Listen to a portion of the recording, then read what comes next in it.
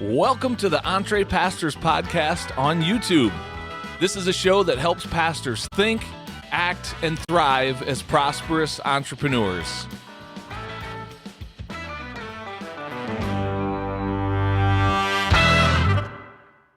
Well, hello there, and welcome to the Entree Pastors Podcast on YouTube. I'm Jon Sanders. I'm one of the co-hosts of the show, along with my friend and partner, Les Hughes, who's the other co-founder, I should say, of Entree Pastors. And this is episode number 69 you're getting ready to listen to or to watch.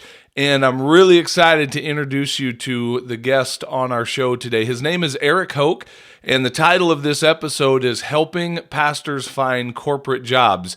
Eric has a really unique story. He is a church planter in the Bronx, and as a result of planting a church in a relatively poor area, I think he says in the interview that it is the poorest congressional district in the nation. And so financial issues were a thing from the beginning, and he recognized his need to be a co-vocational pastor. And due to his background in corporate America, he's done that all the while that he has planted and grown a church in the Bronx. But now, more recently, he's launched a platform that he calls ihelppastorsgetjobs.com. Here's why we love Eric. His heartbeat resonates with ours so much. The main difference between Entree Pastors and what Eric is doing is that we take a little bit more of an entrepreneurial approach to helping pastors thrive financially. But Eric is serving a portion of our audience, if you will, that maybe doesn't want to be an entrepreneur, and that's fine. Not everybody's wired to do that. Eric really is serving that profile of a person that really would prefer to work for another company and to just have that structure there. And he's helping pastors transfer their pastoral skill set into marketplace skills and really write their resumes in such a way that, are attractive to a corporate audience.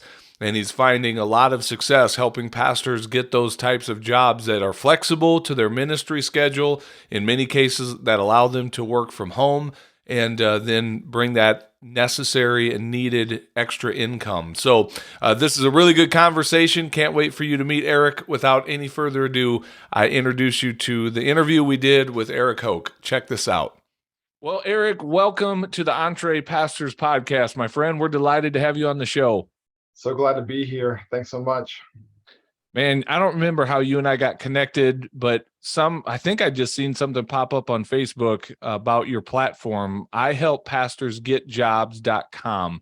And obviously that caught my attention with the work that we do here at Entree Pastors. And so I looked into it and I was like, we got to connect. We did many months ago now. You and I were able to jump on a call together and get to know each other a little bit. And then now here we are having you on the show. So we got a lot to unpack. Why don't we start by just getting a little bit of an introduction of you to our audience? Tell us a little bit about your role in pastoral ministry, and then we'll talk about the business that you're running.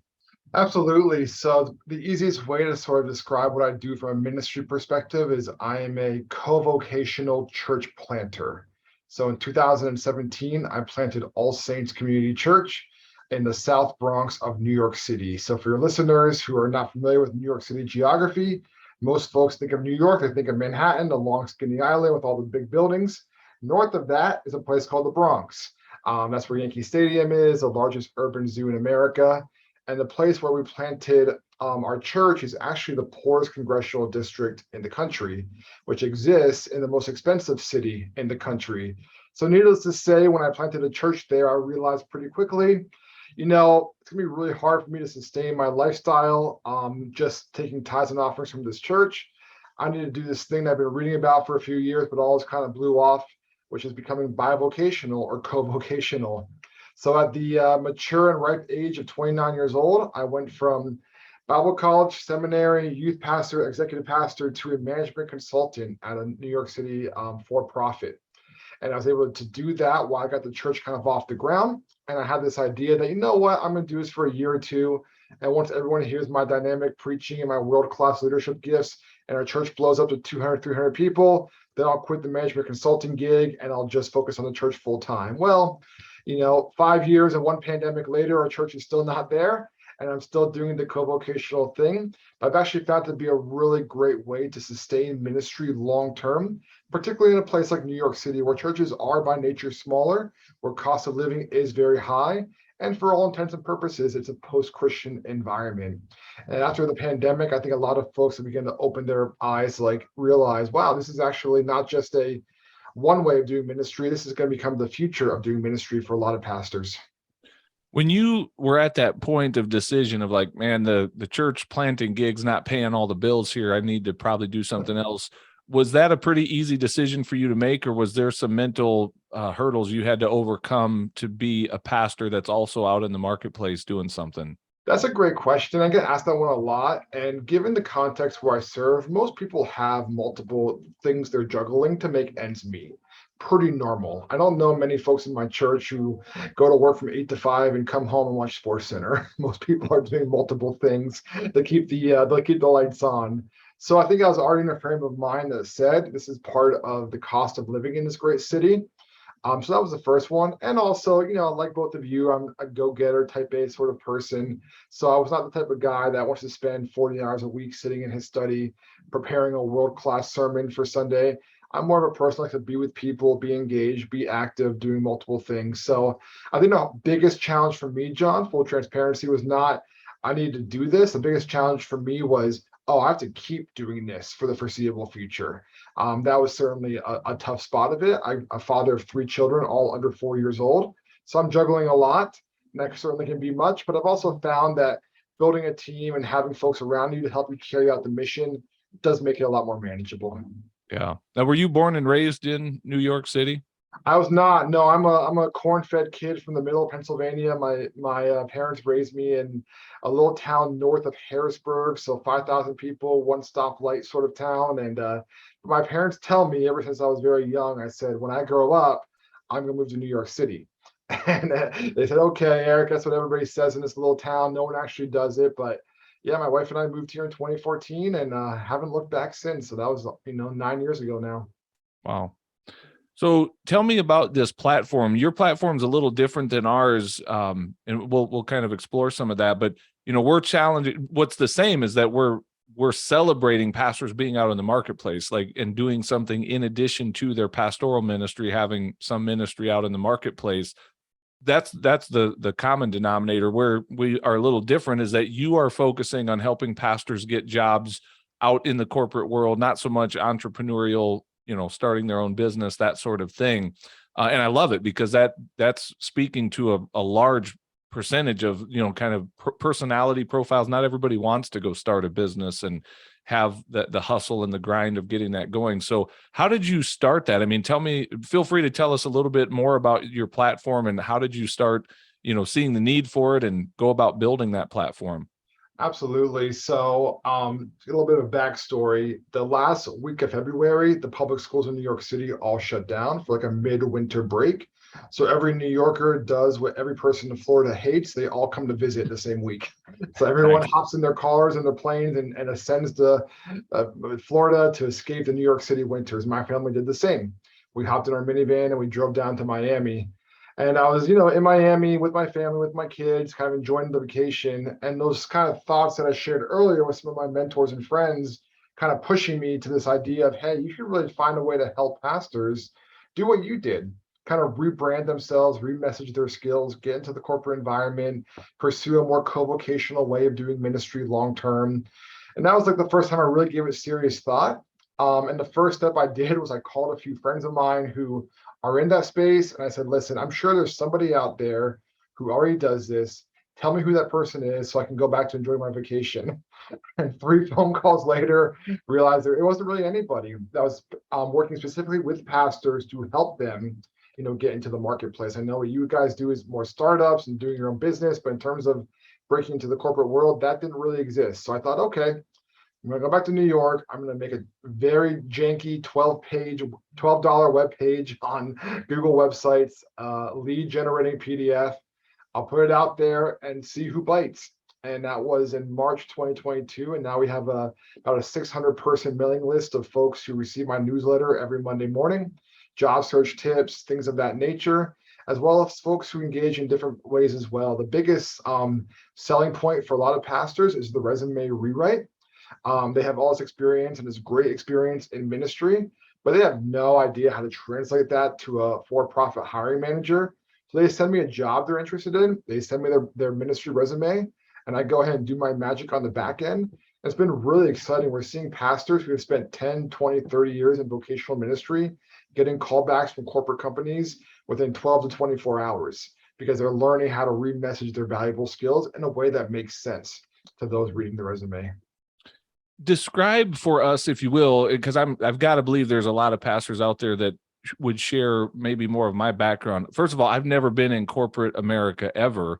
And even if I had, let's say I've been now in the church planting role for 20 some years. And so I've been out of it. Right. So describe where corporate America is today as someone who's in it right now. Like, what are some of the needs that are there? What are they looking for? Where are there gaps that you see pastors being able to step into that and fill that? And then I want to talk about like what, kind of what is an average salary of some of these pastors, because I love that as you're sharing some of those wins on Facebook. I absolutely love what you're helping these pastors do. So like describe corporate America for those of us who don't walk in those worlds, ever.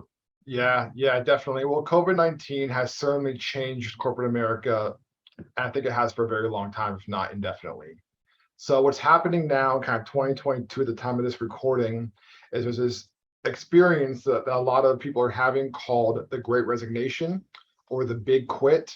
You also may have heard of quiet quitting, Yep. where people are saying, you know what, like I spent the last portion of my life going for my corporation.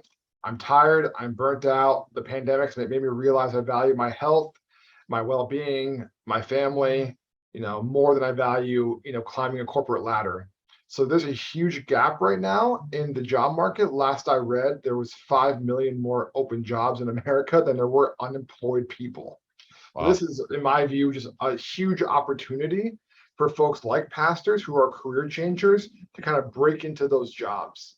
A lot of pastors also show interest in remote work, which is estimated that up to 25% of all jobs can be fully remote. I always temper pastors' expectations when it comes to those jobs, though, because I say, listen, good, bad, or ugly, we're career changers.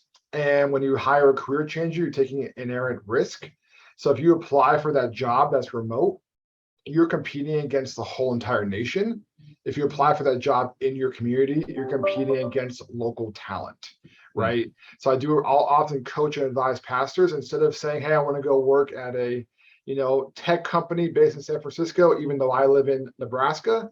That's fine, that's good, but you do have to keep in mind that you're competing against maybe not 100 people, maybe 1,000 people, maybe 10,000 people for that one job. So we kind of temper the expectations a little bit of what's out there, but the jobs are certainly there. Like I said, some of these pastors are getting callbacks within 12 to 24 hours of submitting their resume. I mean, there's so many parts of this that are really interesting. Here's a thought that I have in terms of how a lot of pastors that I know are wired, including the two that you're talking to, Eric. So John Sanders, let's just start with him. All right. He's a really good partner, but I would never hire John. He'd be a terrible employee, as would I. And I'm not a very good employee on my own.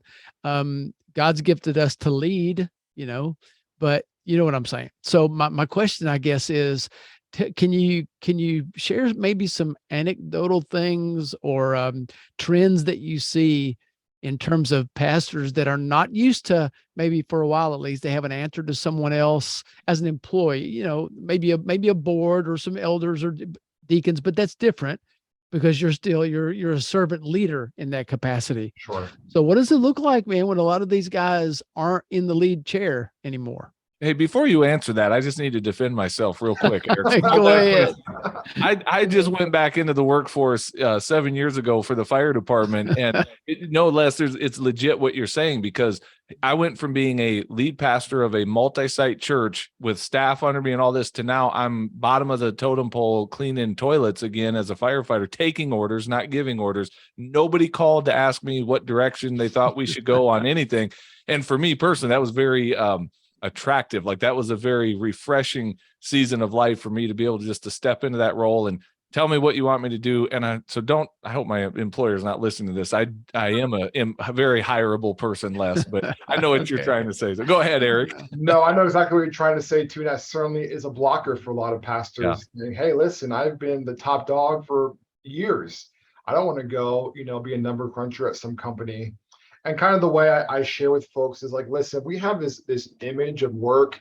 Maybe it's from TV shows like Succession or Office Space or whatever it might be, where we look at work as like a very top-down, hierarchical environment. Yet the modern workplace isn't that way in many aspects, right? The number one piece of feedback that I receive from pastors who go into the corporate environment is, wow, this is the healthiest place I've ever worked. How about that? My boss asked me how I'm doing. That person encourages me. They ask me my input on things. They don't say you're just a busy bee, doing the things I tell you, the command and control style that we're kind of used to if you ever read a 1980s business book. Nowadays, people are a lot more transparent and open. And just to share kind of a story from my own experience, I work a day job. I'm an associate director. And yesterday, my VP and I sat down in her office for 30 minutes.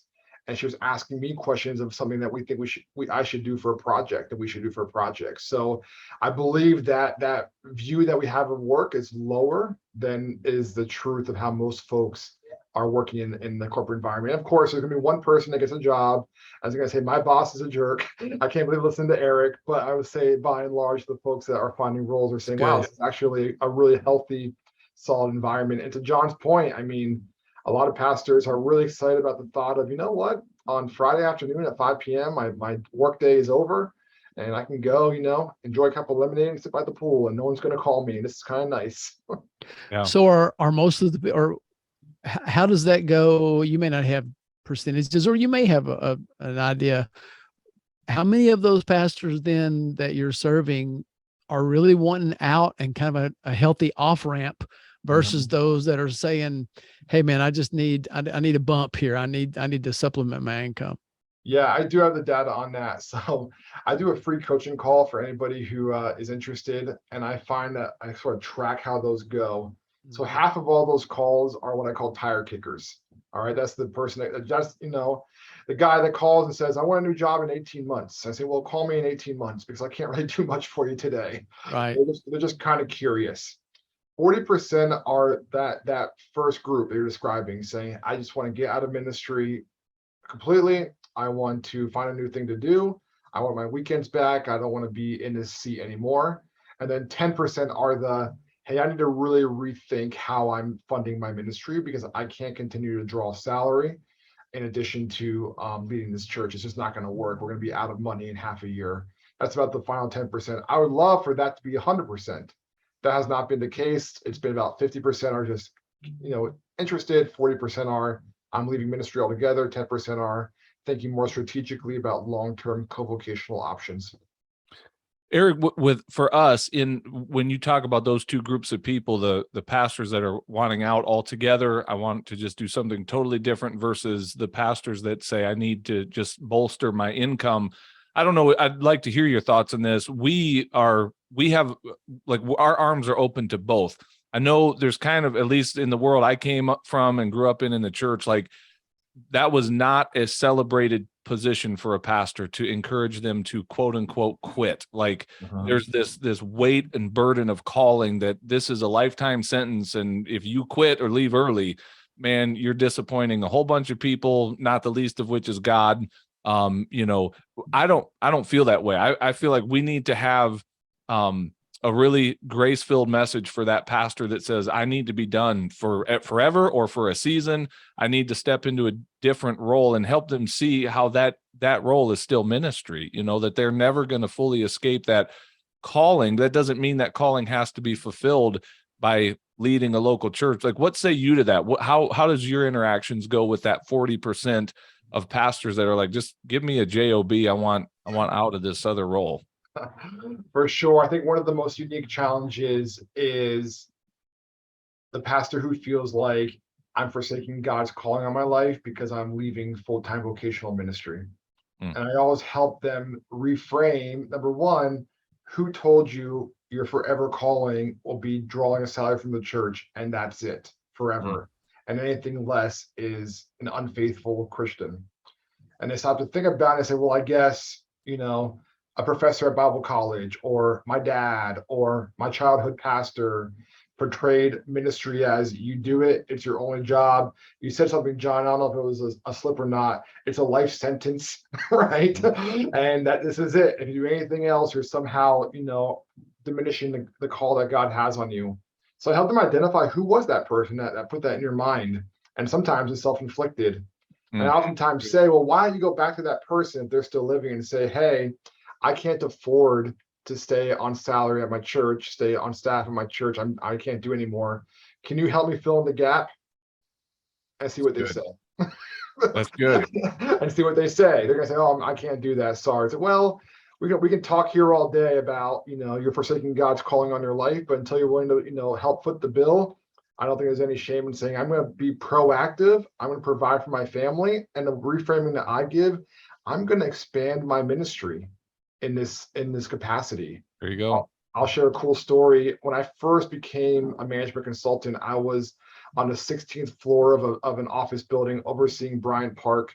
And I was giving an 8-hour-long workshop on leadership, and it was a lunch break, and I was looking down at the view of Manhattan.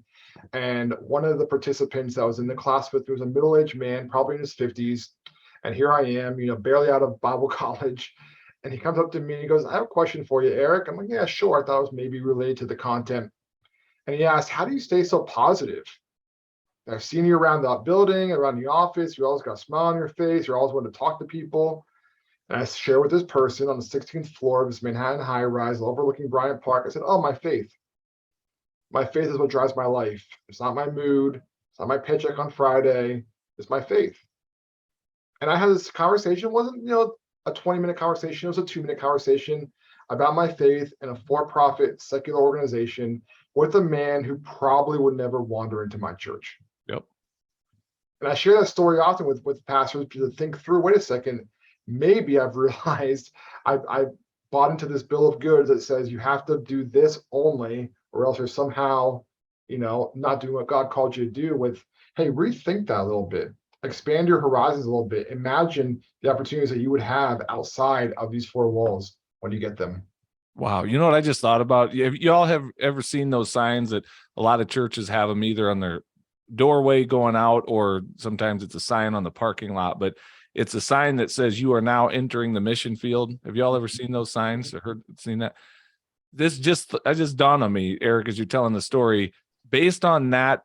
And I get what we're trying to say to our people. Like, we're telling them the game's out there now church begins, right? Like, I get that and I support it. But when you think about it from this context, pastors, according to that sign, spend the majority of their week outside of the mission field then, right? If the mission field is out there, the traditional model has had our pastors sitting in an office apart, disconnected from the mission field. So anyway, thanks for the epiphany. That just hit me as you're telling that story. Well, it's spot on. And I mean, and how can we in integrity stand on Sunday mornings and tell our folks go to the mission field when we are, in our offices 40 hours a week writing sermons? Right.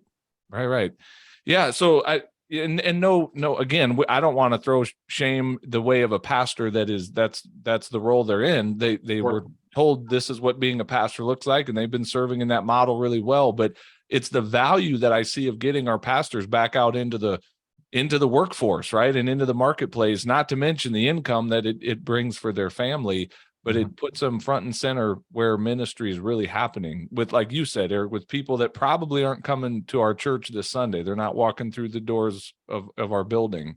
That's right. So, and I like how you reframe that. I had a similar crisis in my own life a few years ago when I transitioned out of that lead pastor role. My time of leading was done. I needed to be done. There was no scandal. There was nothing horrible. It's just, I knew God had something new for me. I was done in that season. And so my terminology was just, it's a new season of ministry. Even though I didn't have all the answers of exactly what it was going to look like, I knew I was still going to be in ministry. Just a different look than what it had been for 17 years in that lead pastor role as a church planter. So I just want pastors to hear that. And I think we've not had a very graceful off-ramp or transitional ramp for pastors to take. It's been, well, you're quitting, so live with the discouragement, the depression, the feeling of failure, and just enjoy that, so I want there to be a healthier path for pastors to know that it's possible. I asked you earlier about the money, because I see you post this on Facebook sometimes, like the salaries that, these guys step into that you help. Do you mind just sharing some of those, like maybe a couple anecdotal stories? And, I know you're not promising a set amount for anyone that reaches out to you, but what could be expected stepping into a corporate gig like you help pastors get? Sure. So just like tempering expectations with remote jobs, we also have to temper expectations of what level we're going to enter into the workforce as industry changers, as career changers. So typically when you're looking for a job as entry level, you want to look for terms like coordinator, specialist, things of that nature. Associate, is a good one too. Things of that nature tend to be a good starting point. So an entry level job in most, for profits, and of course this varies. I mean, I'm in New York City. Some of your listeners are in the middle of the country. I would say an entry level job ranges between about 40 to 60 a year salary. And of course, bear in mind, you have your benefits, your retirement matching, things of that nature. But I've also seen pastors make as high as $90,000 when they make their career switch. But that was typically pastors who had some sort of previous background in that industry. So one of my favorite stories in this space was a guy who was a nurse, an RN, and felt like God called him to become a worship leader at a church. So he gave up his $90K a year salary to go work at a church for $50K a year as a worship leader, and worked there for about a year and realized, 80% of my job is admin work. It's arranging the songs, it's staffing volunteers, it's making sure, the gear is all set for Sunday. It's doing the PowerPoint decks. It's all that stuff. Only 20% of it is actually leading people and leading worship on Sundays. And I really miss nursing because I miss being with people in proximity in that space. So I coached him. I said, why don't you go back to nursing? I'm talking to your lead pastor, of course, but go back to nursing and then tell your lead pastor, ask your lead pastor, hey, can I, instead of paying me 50 grand a year, pay me 12 grand a year as a part-time employee, and use that extra money to get some contractors in here to do the admin work. I now am costing you significantly less money. I'm now doing what I love and enjoy. We now have more people in our staff on the payroll in a small way doing this admin work. The load is more evenly spread. I'm happier and I'm enjoying it. And then he stopped for a second. He goes, is it okay for a pastor to make $100,000 a year, Eric? And I was like, I think it is. You're doing two jobs. I mean, of course. And he did it and he loves it because now he gets to lead worship, lead the team, and do nursing. And he's in his sweet spot again. And that was like a whole frame of mind difference that he had to make up. And now it makes a lot more people happy. The church is healthier. The team is healthier. He's healthier for making that switch. I love that story. And I'm just going to highlight something and connect the dots for our listeners. The fact that pastor even pauses to ask the question, is it okay for a pastor to make $100,000 a year? That speaks to that very inbred, mindset that is there. It's just part of it. It's so assumed. We just take ownership of it that because I'm a pastor, I can't make good money. I can't have a above average salary or living, and with where inflation's going these days and where things are at in the country, like that's not even a ridiculous above average salary. I mean, that's kind of livable at this point. So anyway, I just wanted to point that out. But hey, going way back in the conversation, Eric, what is your definition of co-vocational? I hear that term get thrown around. You're bivocational. Like, what's the difference between bivocational and co-vocational as you understand it to be? Yeah, I'm so glad that you asked that clarifying question. So the way I understand it is a bivocational pastor is a pastor, kind of like how I started. I'm going to work a job because I have to. And then once the church can pay my income, I'm going to quit and focus on the church. That's a bivocational pastor. A co-vocational pastor is what I guess I've turned into, which is my primary calling is actually to the marketplace. And I also lead a church as well. Right. And I'm planning on doing this indefinitely. Yeah, good. Thanks for sharing that definition.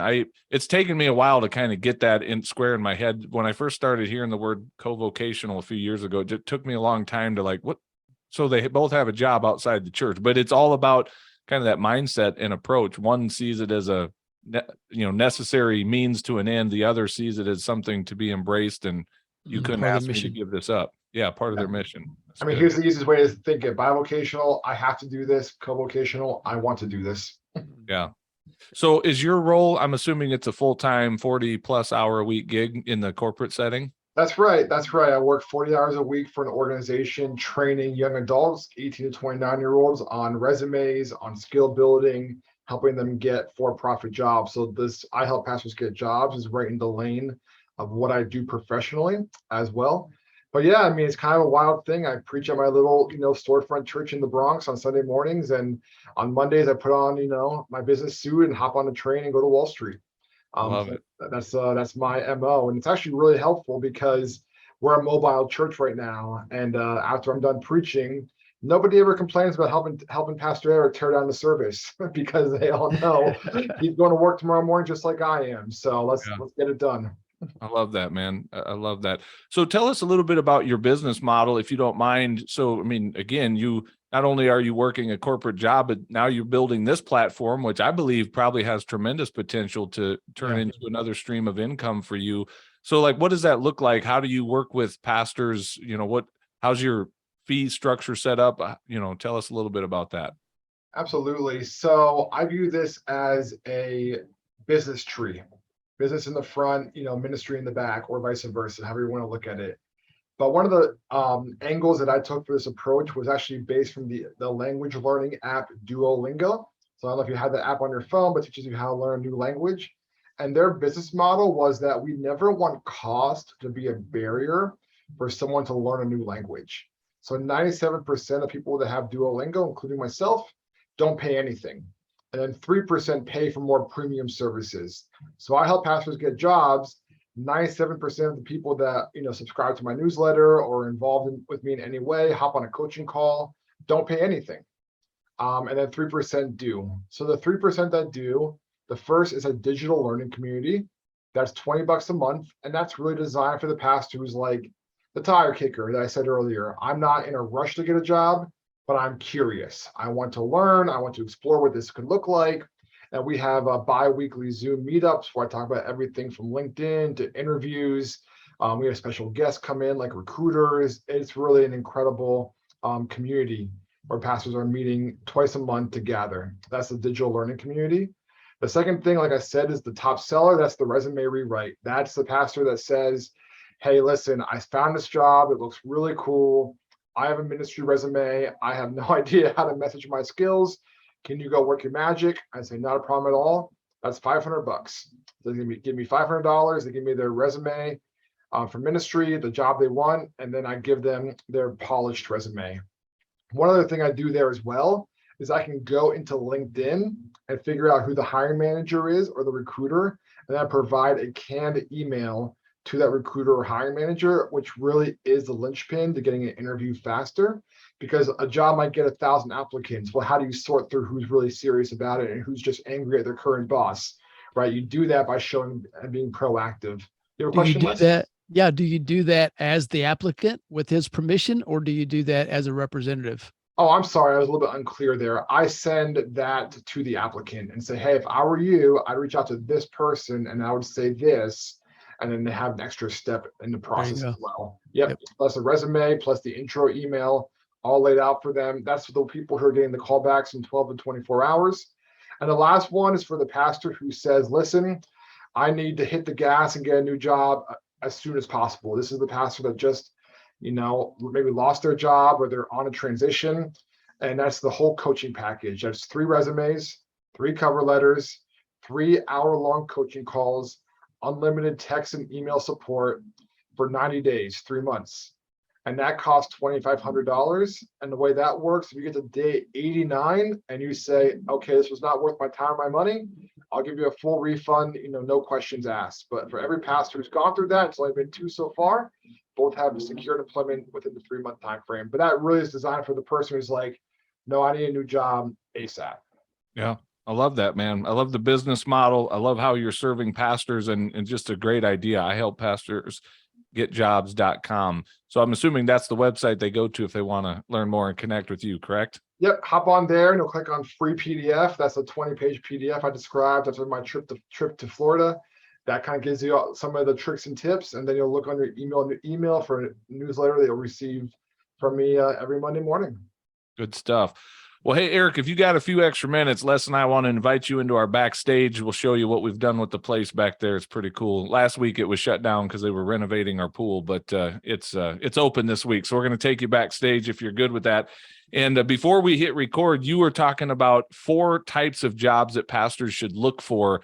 And I thought maybe we could ask you about that in the backstage area. You good with that? You good sticking around? No, let's do it. That is the most common question I get. So I think it's good to share it out here on your podcast. Sweet. Right. All right. Well, man, it's been a pleasure having you on the show. I love the work that you're doing. It's been fun getting to know you. And I can say I know another New Yorker now, so I need to add more of you guys to my list. So good stuff, man. It was a pleasure. Thank you, Les. Thank you, Jon. Well, hey, thanks for watching this episode of the Entre Pastors Podcast.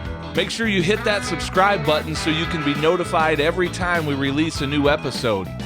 If you'd like to get connected to other pastors who are learning to think, act, and thrive as prosperous entrepreneurs, then we invite you to check us out on Facebook.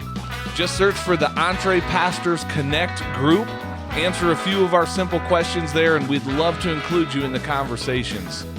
And if you're really ready to go to the next level, then we invite you to join our Entre Pastors membership community. When you become a monthly subscriber, you will receive access to courses, exclusive community, and coaching that will help you along in your own Entre Pastors journey. If there's anything else we can do to serve you, please visit us at entrepastors.com, and we will do our best to serve you there. God bless everybody. See you soon.